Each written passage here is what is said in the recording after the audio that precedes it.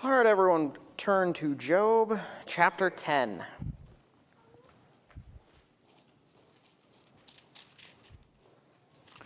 So by way of review,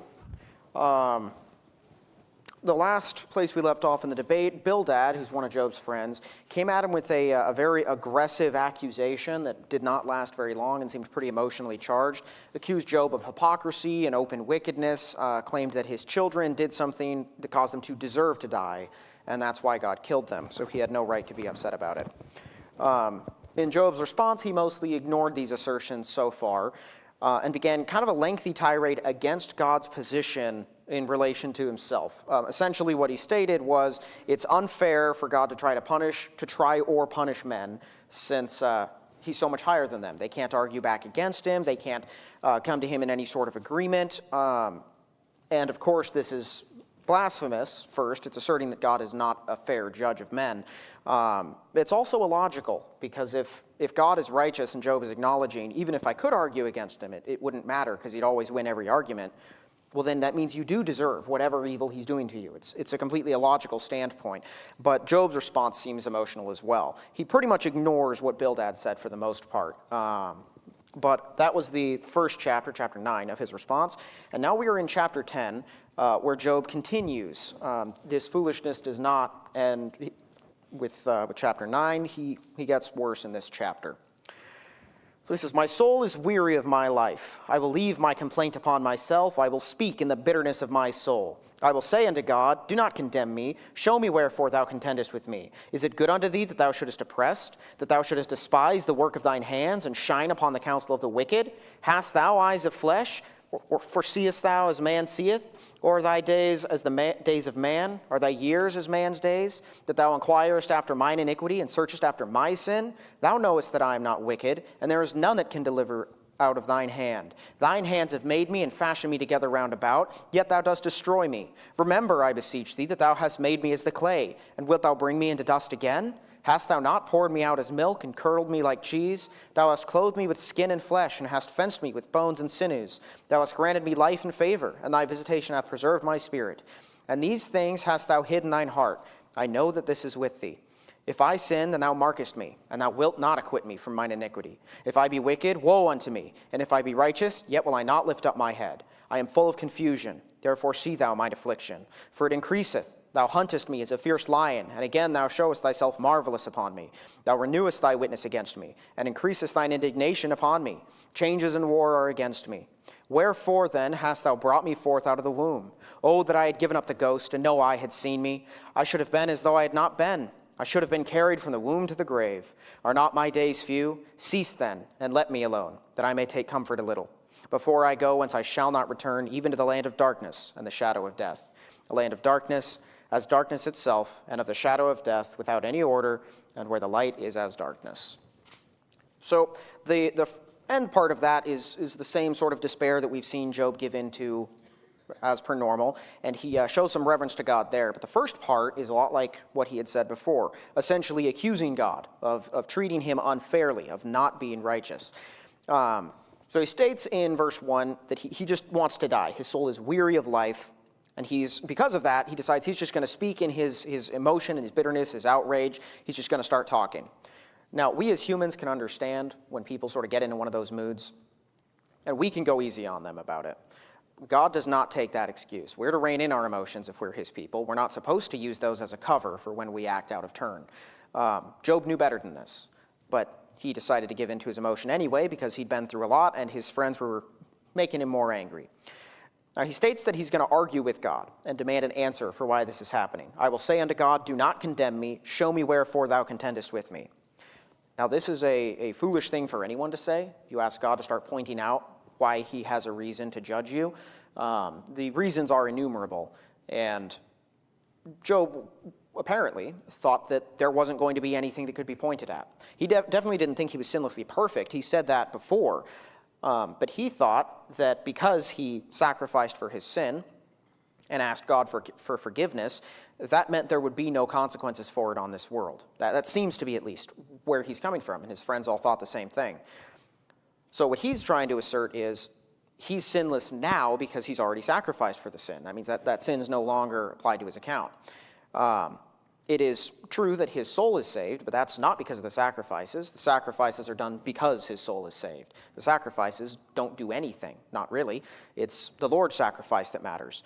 And even so, he is still on this world. He's still a condemned man, and I think he just didn't understand that. He couldn't make the two connect in his own mind. So he states that God punishes his own people and destroys his own work while giving blessings to those that oppose him. Is it good unto thee thou shouldest oppress, that thou shouldest despise the work of thine hands and shine upon the counsel of the wicked? So he's arguing after that God's authority to judge and search man. Hast thou eyes of flesh, or seest thou as man seeth? Are thy days as the days of man? Are thy years as man's days? This is an argument that doesn't make any sense, really. He's saying, you're not a man, so you can't understand what it's like. Well, God understands everything, always and forever. Job knows that. He states routinely throughout the book that he can never reach God's heights of knowledge, which means everything he knows, God knows, and much, much, much more. This is the same sort of argument that people make illogically today when they don't like what you're saying against them. Most often in our culture, I think I'll hear it applied to abortion. Women who are arguing for abortion will say that no man has the right to say anything on it because he's not a woman, so how could he know? That makes no sense. Obviously, any information that a woman could have, a man can have just as easily.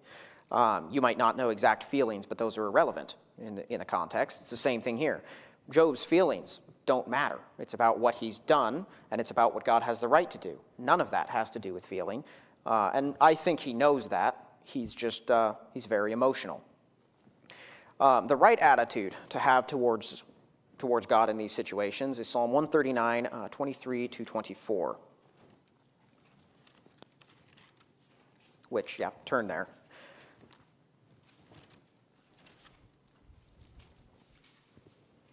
Search me, O God, and know my heart. Try me and know my thoughts, and see if there be any wicked way in me, and lead me in the way everlasting.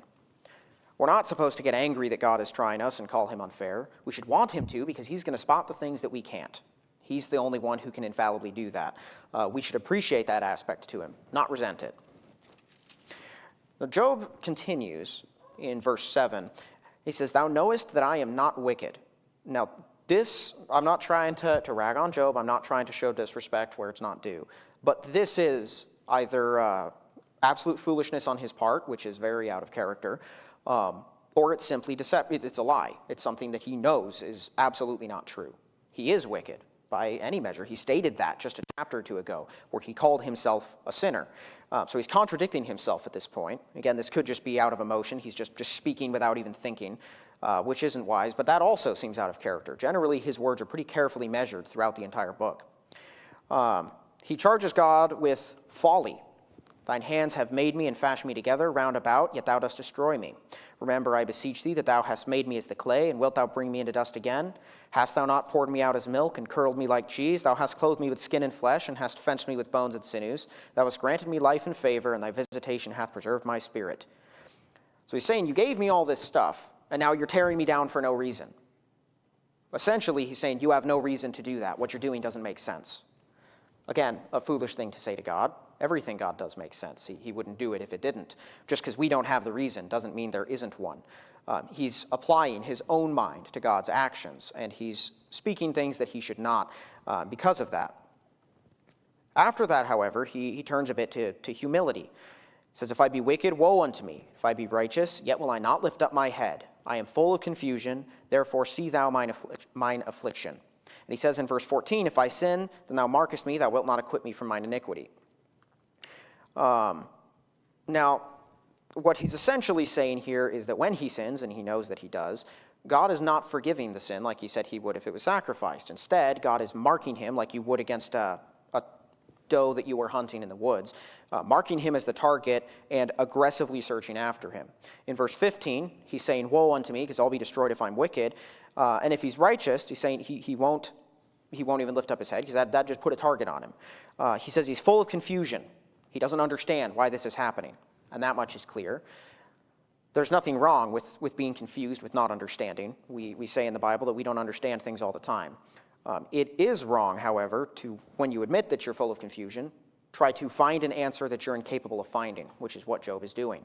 And when you try to do that, you're going to say things that are wrong, things that you've just sort of come up with. It's the same strategy that his friends are using to try and convince him. They're just saying, well, I thought about it, and this is what I came up with. Job's complaints here against God are in that sort of that same vein.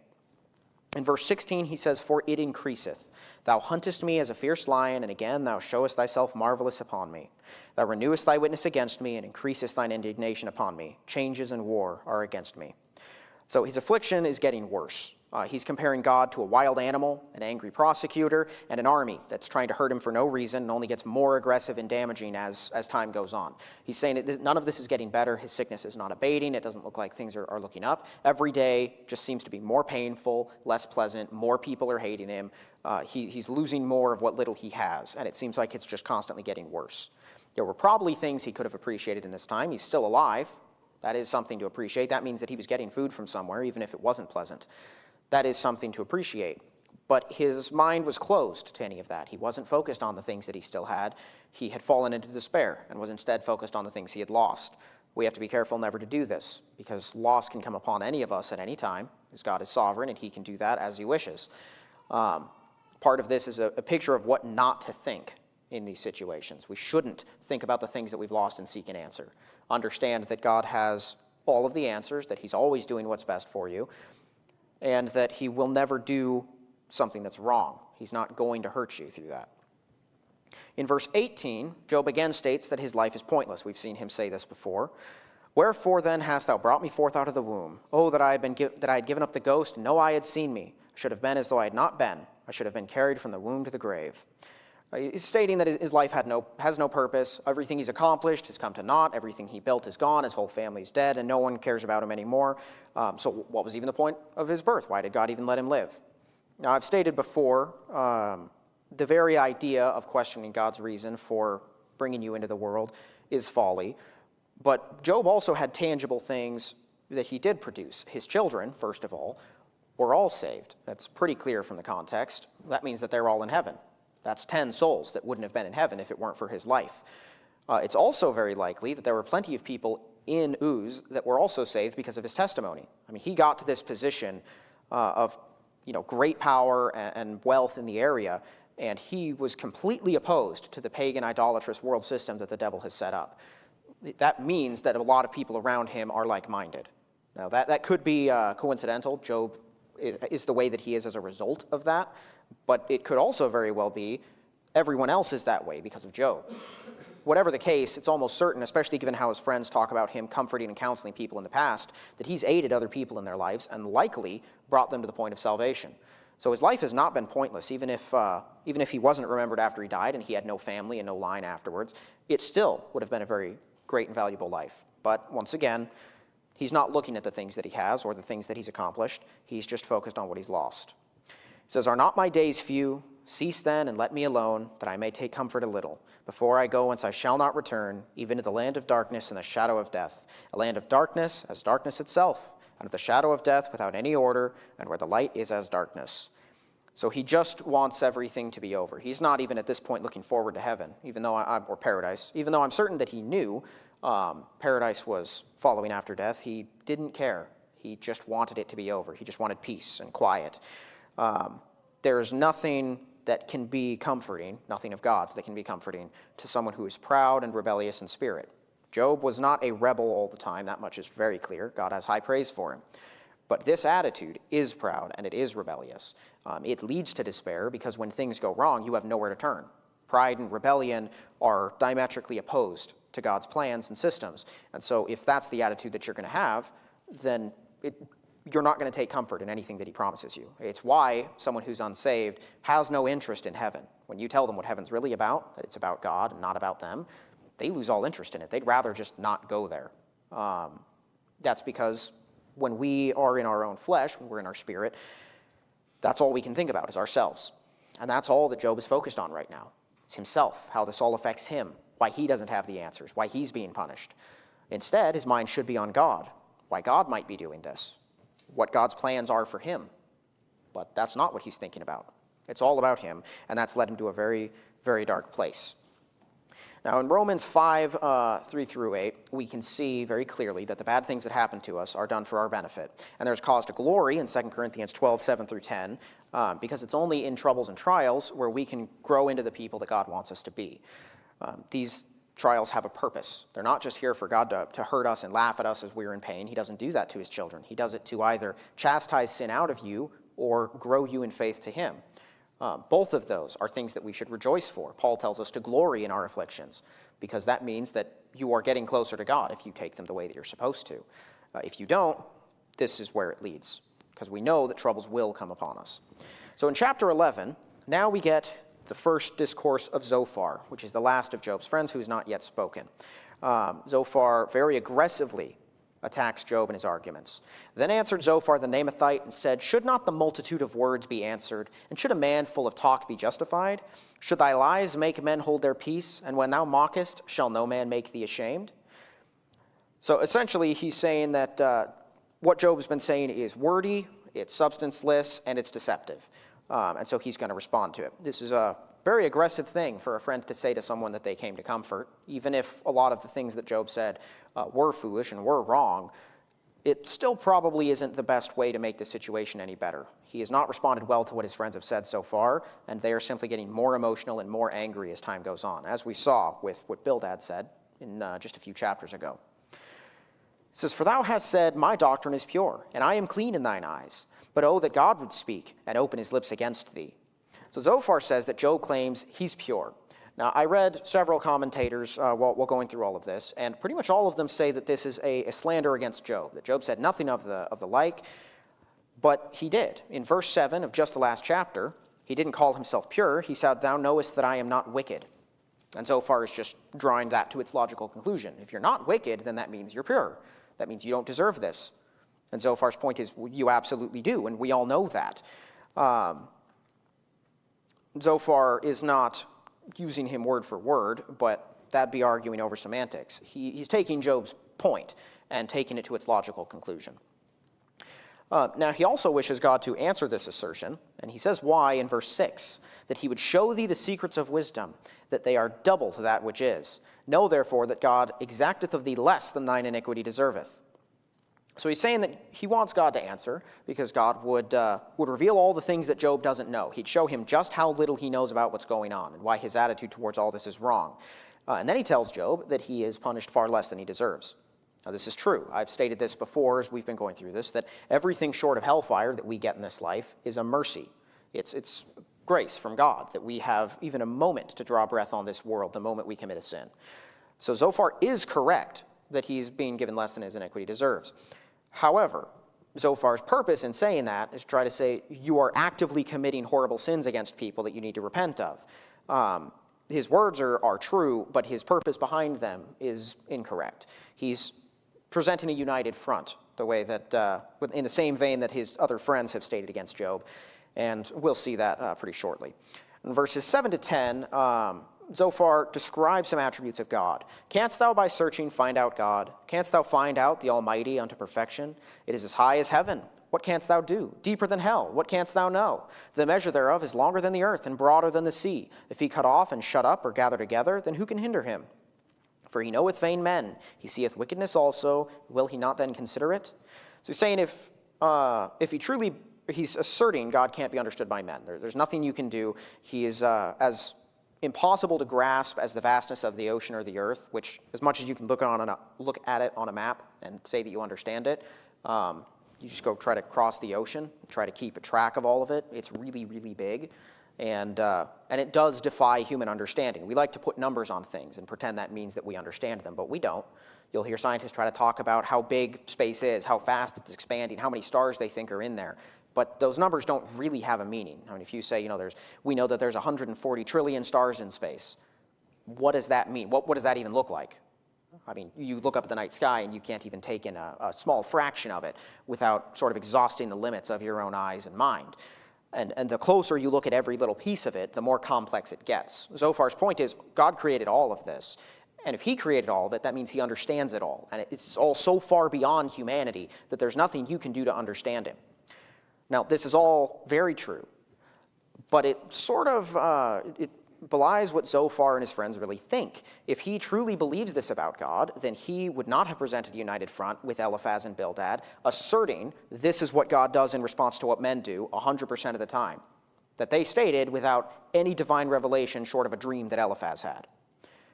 So while he may believe this up here, he has not accepted it in here. If he had, he would not be dishonest about this. Really, he's just saying this to help him with his argument. And we'll see it really doesn't help him with his argument in the next chapter because Job's going to turn it right around. In verse 11, he says, "He knoweth vain men, he seeth wickedness also. Will he not then consider it? For vain men would be wise, though man be born like a wild ass's colt." So he asserts that man is vain, which means very empty, right? We are on this earth, we live a short time, relative to God, of course, and then we die having accomplished little. You might shape, the greatest and most powerful of men can shape regions for centuries to come, but eventually they die and that's it, they're done. Their influence is over. Things continue on without them. Other people pick up where they left off.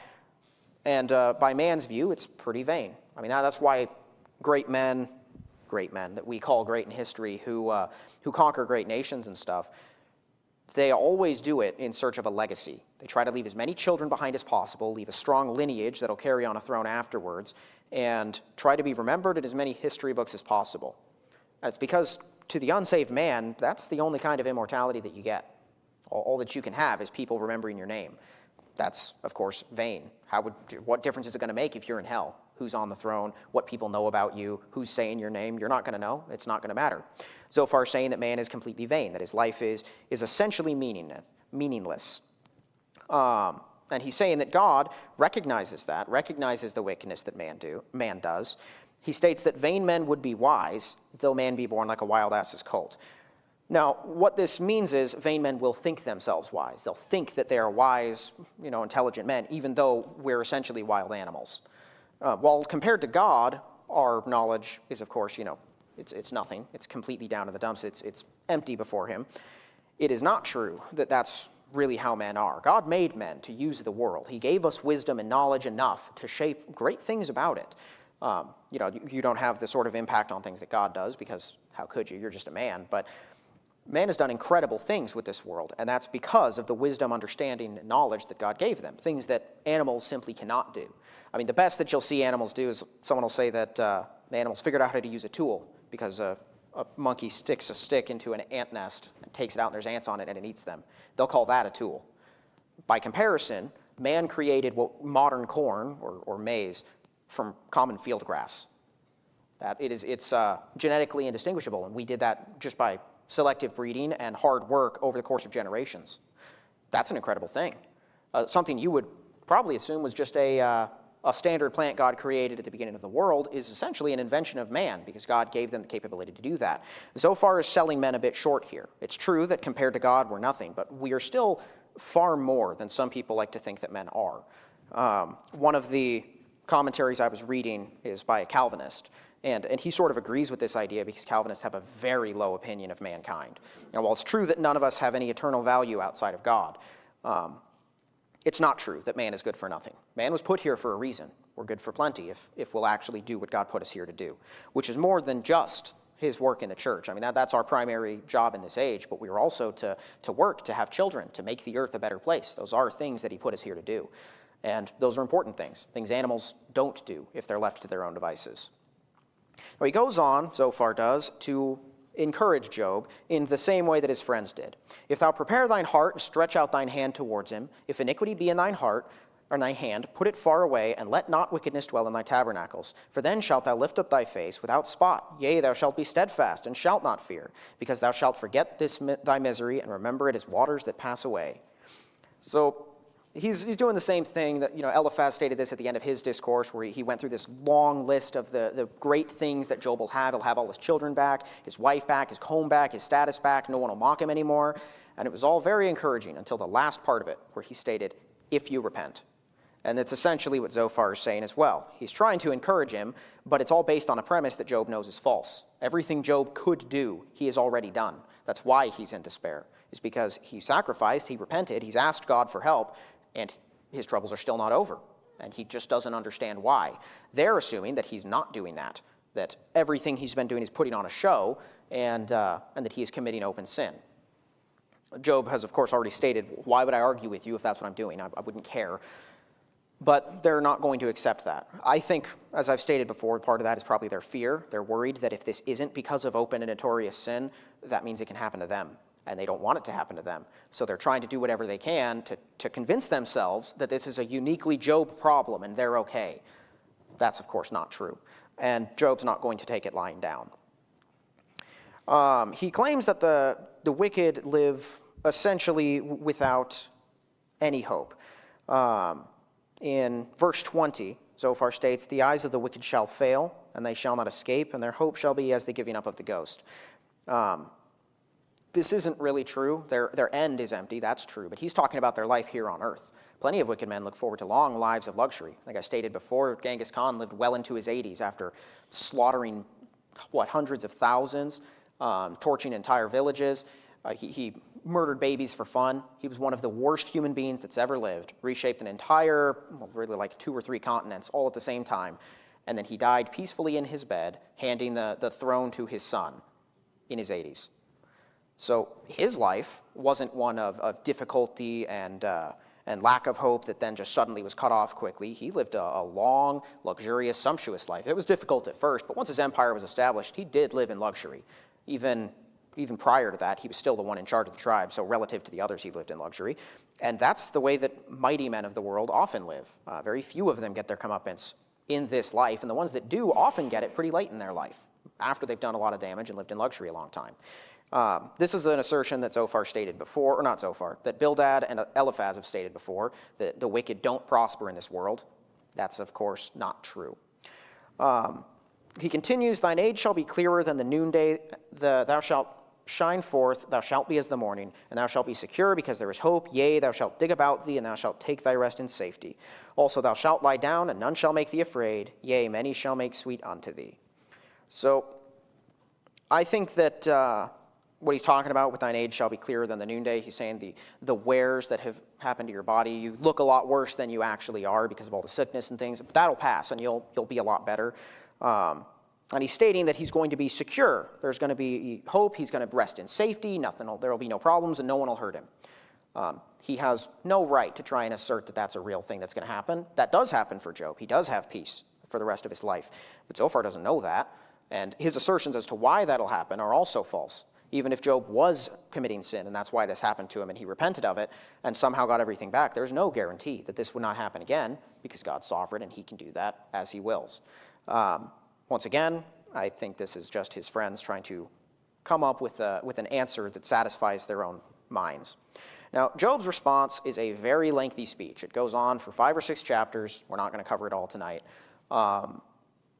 And he begins it in chapter 12 by sarcastically mocking his friends. "Job answered and said, No doubt, but ye are the people, and wisdom shall die with you." Well, essentially what he's saying is, yeah, definitely, everything you're saying is correct. You all know what you're talking about, and when you're dead, there's going to be no more wisdom in the world because you're the smartest people that have ever lived. He's just making fun of them at this point. He's pretty much had enough of actually taking them seriously and has decided he's not going to do that anymore. He says, "But I have understanding as well as you. I am not inferior to you. Yea, who knoweth not such things as these? I am as one mocked of his neighbor, who calleth upon God, and he answereth him. The just upright man is laughed to scorn." So Job claims that he knows as much or more than his friends. This is probably something he's been holding in for a while because he didn't want to offend them, but he's just saying it now. He's probably stating, "You're only wise in comparison to the other men. I'm wiser than all of you and always have been." Which they probably already knew. And that's very clear from this book in general. Job is very effective at tearing their arguments apart throughout the entire book. And he is, at this point, calling them out on it, that anything you think you've come across, any revelations you think you've had, I've already thought of. We all already know this. They've probably talked about this sort of thing in the past. He's saying this is pointless. You're saying things that we all already know and have thought. He calls himself a just, upright man, which is pretty close to how God describes him. That's very close to God's descriptions of him towards Satan. He's strayed a bit at this point with what he said about God, but he still is not out committing open sin. And despite what he said about God, he does not curse God, nor does he turn on him. He's waiting for God to do something to make this better. Even now, he won't commit suicide, if you'll notice. He's asking God to end his life because he still trusts him to come through in the end and make his life better. So he is still just and upright, and he is being laughed to scorn. I think that's not just about what they're saying. I believe that's also a reference to the people around him. At this point, a discourse like this, especially with a garbage heap outside the city, likely drew the attention of people in the city. It's clear so far, based on what his friends have been saying, people mocked Job routinely. That was just one of the things that they did as a result of him falling. People do that when mighty men fall. And so he's likely adding that as part of it. I haven't done anything to deserve this. I'm better than the people around there, and I'm being mocked now for having done nothing. But it is also, in part, to his friends. He's saying, you're essentially mocking me by assuming that I'm a fool, that I don't know what you're talking about. He states, he that is ready to slip with his feet is as a lamp despised in the thought of him that is at ease. The tabernacle of robbers prosper, and they that provoke God are secure, into whose hand God bringeth abundantly. So what he's saying here, this was a bit of a confusing verse, verse 5. He that's ready to slip with his feet is as a lamp despised in the thought of him that is at ease. Essentially what he's stating is when people are in trouble, even if they were as like a shining lamp that is now not needed because you're still in the light, he was as a lamp, he was shining. All of them were too because they were all rich. Now his light's gone out because he's poor and he's destitute and he's helpless. And they don't care because they still have their light. Instead, what they're now doing is essentially ganging up on him. You'll see this in the world too, where something will happen in some rich or powerful person's life and everything falls apart. Sometimes not even because of a direct result of what they've done. Things just go wrong and they lose their status. And it's not just the people below who attack them for having once been great and are now nothing. It's the people around them too, their former friends and acquaintances, who try very hard to continue tearing them down. It's sort of a natural human instinct that when you are above someone in station or see yourself as above someone, you're going to make fun of that person, put them down, see them as less than you. That's pretty obvious. I mean, the whole world's been built on that sort of treatment. And he's accusing his friends of that attitude. He's saying, you're despising me. I slipped, I fell, and you are treating me like I'm nothing, like I wasn't the same as all of you. He states, the tabernacles of robbers prosper. They that provoke God are secure, into whose hand God bringeth abundantly. This is, I know partially about his friends. I think it's also a reference to the bandits that robbed him. Tabernacles refers to tents. I doubt Job's friends lived in tents. They lived in great cities, as Job himself did. And tabernacles can be used to just refer to house, but its literal interpretation is tents. And of course, he was straight up robbed by the Sabians and the Chaldeans in the past. He's stating, God let them prosper. They took all of my wealth from me, and he was a very wealthy man. And so they're growing, they're more powerful, and I've got nothing. God's given them abundantly for being robbers.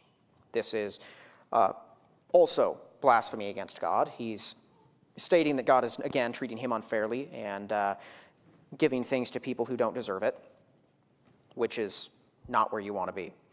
In verse 7, he says, but ask now the beasts, and they shall teach thee, and the fowls of the air, and they shall tell thee. Or speak to the earth, and it shall teach thee, and the fishes of the sea shall declare unto thee. Who knoweth not in all these that the hand of the Lord hath wrought this? In whose hand is the soul of every living thing, and the breath of all mankind? Doth not the ear try words, and the mouth taste his meat? With the ancient is wisdom, and in length of days understanding. With him is wisdom and strength. He hath counsel and understanding. So this is similar to Zophar's statements in the past, talking about the great things that God has made that make him, you can't understand him. Job is essentially saying the exact same thing. He's saying, go out into the world, look at the animals, look at the earth, look at the fish, look at everything that God has made. It's beyond human understanding. He's higher than them, and your understanding is nothing before God's. He's just turning it right back around on Zophar, saying, you can't know what you're talking about if I can't. The two just don't make any sense.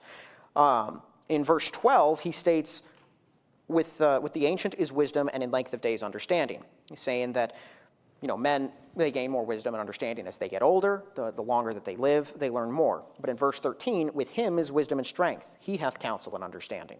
This is a contrast with God. Men have to get older before they can be relied on for wisdom and understanding. God always has that, along with strength and counsel.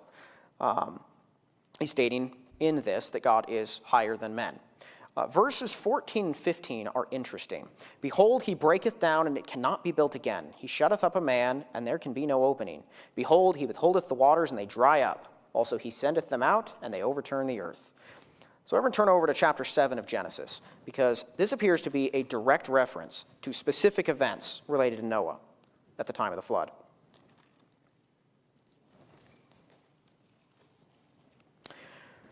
So the Bible says, "And the Lord said unto Noah, Come thou and all thy house into the ark, for thee have I seen righteous before me in this generation. Of every clean beast thou shalt take to thee by sevens, the male and his female, and of beasts that are not clean by two, the male and his female. Of fowls of the air also by sevens, the male and the female, to keep seed alive upon the face of all the earth. For yet 7 days, and I will cause it to rain upon the earth 40 days and 40 nights, and every living substance that I have made will I destroy from off the face of the earth.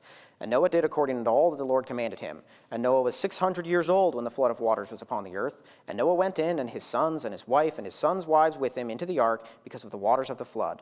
Of clean beasts and of beasts that are not clean, and of fowls, and of everything that creepeth upon the earth, there went in 2 and 2 Noah into the ark, the male and the female, as God had commanded Noah. And it came to pass, after 7 days, the waters of the flood were upon the earth. In the 600th year of Noah's life, in the 2nd month, the 17th day of the month, the same day were all the fountains of the great deep broken up, and the windows of heaven were opened. And the rain was upon the earth 40 days and 40 nights. In the selfsame day entered Noah and Shem and Ham and Japheth, the sons of Noah, and Noah's wife, and the 3 wives of his sons with them into the ark. They and every beast after his kind, and all the cattle after their kind, and every creeping thing that creepeth upon the earth after his kind, of every fowl and his kind, every bird of every sort. And they went in unto Noah into the ark, 2 and 2 of all flesh, wherein is the breath of life. And they that went in male and female of all flesh, as God had commanded him, and the Lord shut him in." So Job states in verse 14, "Behold, he breaketh down, and it cannot be built again. He shutteth up a man, and there can be no opening." This seems to be a reference. He breaketh down, it cannot be rebuilt. He destroyed the old world order. The entire civilization, whatever it was, that predated us, predated our age of the earth, was completely wiped out by the flood, and no traces of it remain, near as we can tell. "And he shutteth up a man, and there can be no opening." That's exactly what he did to Noah. He closed off every entrance to the ark. The thing was airtight because God closed every single opening and kept them shut. They couldn't open. Even if Noah and his family attempted to open the ark, they wouldn't have gotten anywhere. God was keeping it closed. He says, "Behold, he withholdeth the waters, and they dry up." There was no flood for thousands of years prior to that. "And he sendeth them out, and they overturn the earth." Right as they fell, in about a month's time, the entire world was dead. So these are interesting, mostly because they reveal very specific things about historical events that Job knew. He knew specifically how the earth was flooded. He knew specifically what Noah and his family did, had direct information on that. I think it's possible that this is because some of Noah's descendants were still alive. I mean, his immediate descendants were still alive at this time. I believe Shem lived the longest, and he would have lived around the area that Job lived in. So this was probably somewhat common knowledge. But it's interesting that he lived at a time where people would have firsthand knowledge of these events and be able to tell him exactly what happened with them. It's just another example of the knowledge Job has of the ancient world. It says, "With him is strength and wisdom. The deceived and the deceiver are his. He leadeth counselors away spoiled, and maketh the judges fooled. He looseth the bond of kings, and girdeth their loins with a girdle. He leadeth princes away spoiled, and overthroweth the mighty. He removeth away the speech of the trusty, and taketh away the understanding of the angel." So most of this seems to be general statements. You know, he makes the wise in their flesh foolish, makes counselors and judges that they're nothing before him, mighty men, kings, princes. They have everything one moment, and then the next, as God waves his hand, everything is taken away from them. But there's a part in here that I think points to another ancient event that Job has knowledge of as well. He says he overthroweth the mighty in the end of verse 19. And it says he removeth away the speech of the trusty. Now that's an interesting word that you don't see very often in the Bible, the trusty. That's not a type of wicked man, that's just someone who's reliable. The only time that I'm aware of where God just directly took away the speech of someone who could be trusted, except maybe John the Baptist's father, is at the Tower of Babel, when the men were working to construct the tower, and they had to trust each other, rely on each other. They had to be able to communicate to get this done, and God confounded their languages. And suddenly, they couldn't talk to each other at all. He removed the speech of the trusty, taketh away the understanding of the aged. That, I believe, that could be just a reference to the people of the past, the fathers, as they call them. They didn't understand how to speak to each other anymore. It could be connected to that. It could also have to do with just as men get older, they lose more and more of their mental faculties. That's always been, of course, the fact of man with sin, and Job could simply be addressing that, saying that God has the power to do that. It's another thing that makes him more powerful and higher than men. Job states that nothing can hide from God. He says in verse 21, he poureth contempt upon princes and weakeneth the strength of the mighty. He discovereth deep things out of darkness and bringeth out to light the shadow of death. He increaseth the nations and destroyeth them. He enlargeth the nations and straighteneth them again. So discovereth deep things out of darkness, bringeth out to light the shadow of death. This is, I believe, a reference to demonic activity. There are things in, that try to manipulate, that do manipulate the world. They're very dark forces. And all of their machinations, though completely invisible to us, we don't know what they're doing. We can't see any of it. God knows it all. He knows all of the evil devices that evil people plan. And he knows, of course, all the depths of understanding about the universe itself, things that are dark, difficult for us to discern, that we can't understand. It says he bringeth out to light the shadow of death. The shadow of death is confusing. This is, again, another time that it's mentioned here in Job. A lot of people believe that that has to do with the death of saints in the Old Testament. It seemed like you were dying because you went to the heart of the earth, but you were in paradise, not hell. It's a shadow of death. It's like an image of it, but it's not actually death. He brings light to that by giving paradise and by, of course, giving hope in the future that eventually you'll be freed from that. He says, he increaseth the nations and destroyeth them. He enlargeth the nations and straighteneth them again. He taketh away the heart of the chief of the people of the earth and causeth them to wander in a wilderness where there is no way. So we know this from Proverbs 21, in which it's stated that the heart of the king is in the hand of the Lord. As the rivers of water, he turneth it whithersoever he will. Of course, nations do whatever God essentially orders them to do. When it was time for Israel to be judged, he sent Assyria to do it. Assyria did not care about God. They did not respect God. That's why their army got wiped out after they invaded Judah. It was for that very reason. And yet they still did exactly what God told them to do, just like Babylon did afterwards to Judah, just like Persia did to Babylon, and Greece did to Persia, and Rome did to Greece. God's the one who directs what nations do when it really comes down to it. And Job is recognizing that. And this is at a time where they would not have had that many great big nations yet. But it seems clear they did have especially one. In verse 24, he taketh away the heart of the chief of the people of the earth. I believe that's a reference to Nimrod. He was, of course, the founder of the first city of paganism in general and all idolatry. He was one of, if not the single mightiest man as far as earthly power goes that the world's ever seen. He subsumed basically all of human civilization under his wing at one point. And God ripped the heart right out of him for that. He says it caused them to wander in a wilderness where there is no way. This is likely a reference to after he confounded the language, men scattered because they couldn't communicate with each other. The world was a wilderness. They didn't know where anything was, so they just sort of spread out and started looking for stuff, eventually settling in various locations. It's very possible, however, that because the world was so hostile, that was shortly after the flood, it wouldn't have had time for great jungles and forests to grow. Animals would still be recovering, so there wouldn't be that much in the way of resources if you were mostly alone. It's very possible that a lot of those people, a lot of those other languages and tribes that God created at that point died out as a result because of the wilderness that was out there. It says, they grope in the dark without light, and he maketh them to stagger like a drunken man. This is believed to be, by some at least, to be a reference to people living in caves, right? They're out stumbling around looking for shelter, and before they can find anything to build with, they come across a cave that's sticking out of the ground and use that for security. This is part of the reason this is believed is because we have found, of course, traces of humans living in caves in the very distant past. We find drawings on them and stuff, graves in valleys that are abundant with caves. And of course, the evolutionists try to use this as evidence of evolution. Former man who just lived in caves. Well, everyone lives in caves if they don't have houses available and they don't have wood to make houses, and there are caves. So that logic is, of course, not logic at all. And so this is an assumption or a belief that that's what that's talking about. That's what explains why men lived in caves at the time, is because there was nothing to build with and they had nowhere to go. So they came across caves and they lived in them where it was dark, and they just sort of had to stumble around.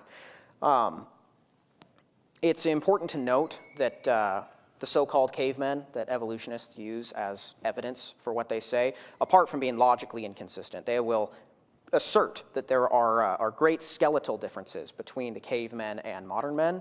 This is absolutely not true if you actually compare any of the fossil records that they have, which are limited because most of them are in fractions. What you find is they're identical to modern men, and there is no difference. And so if that was who they were, then that means that the cavemen were, in fact, probably a lot smarter and more developed than we were, assuming that those were actually used as human habitation and not someone just writing something on a wall, which it also very well could have been. All right, well, that is going to